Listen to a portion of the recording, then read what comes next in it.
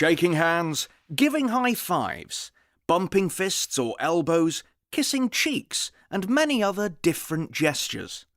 They're all part of the fascinating world of the social etiquette of greeting one another. Today, to help us learn more about these social customs, psychologist Paula Wilson is with us. Paula, let's talk about the handshake first. It's a gesture that is so common in Western culture, and it's been around for a very long time, hasn't it? Yes, it has, for thousands of years, really. Perhaps the earliest representation of a handshake comes in a 9th century image showing a king of Assyria shaking hands with a Babylonian ruler, and it seems to represent some sort of partnership between them. The popular theory is that the handshake was originally a sign of peace, isn't it? Why is that?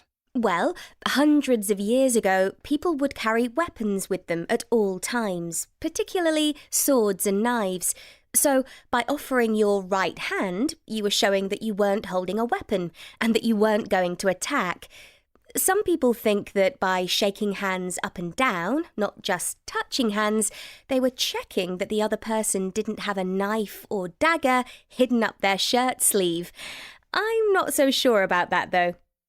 But people in this part of the world haven't always greeted each other with a handshake, have they? No, for a while it went out of fashion.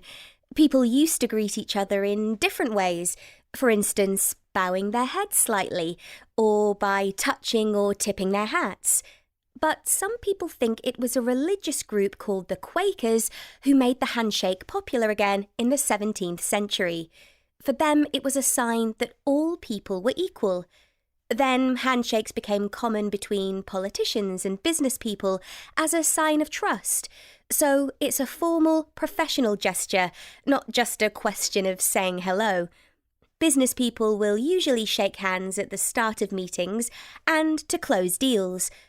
Although you do meet people who are always giving really aggressive handshakes as a way of trying to get the other person under their control.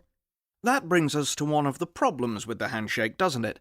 Hygiene. Well, yes. Research from the University of Colorado at Boulder suggests we carry on average about 150 different species of bacteria on our hands. And it seems we shake hands around 15,000 times in our lifetime. I suppose the high five and fist bump are safer then? Yes. Some people have calculated that they probably cut the amount of bacteria by half. One story suggests that the person who started bumping fists was American baseball player Stan Musial in the 1950s and 60s. He was convinced that he was always catching colds because of shaking hands with so many fans. Although there are other people who say that the fist bump came from boxers who couldn't shake hands because of their boxing gloves, or even motorbike riders for a similar reason. And of course today, when there are occasionally very serious health risks around the world, we now see people doing the elbow bump to say hello, which is probably safer. That's right.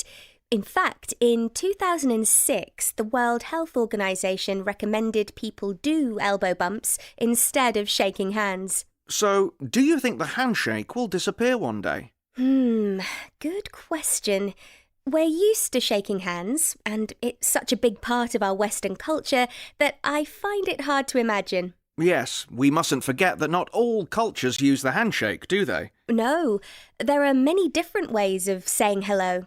In India, for example, people just put their own hands together. That's the greeting known as namaste. In Thailand, people normally press their palms together and bow their heads slightly. Your thumbs should touch your chin and your fingers touch your forehead. It's called the Y, W-A-I. There's an interesting gesture in Tibet, isn't there? Yes, there's a polite greeting where people put their hands together and place them in front of their chest, and they also stick out their tongue. Apparently, a long time ago, they used to do this to prove that they weren't the reincarnation of a cruel king from the 9th century who had a black tongue. I see. And then we have kissing, pressing noses, all sorts of different greetings. Paula, thanks for explaining just some of them for us today.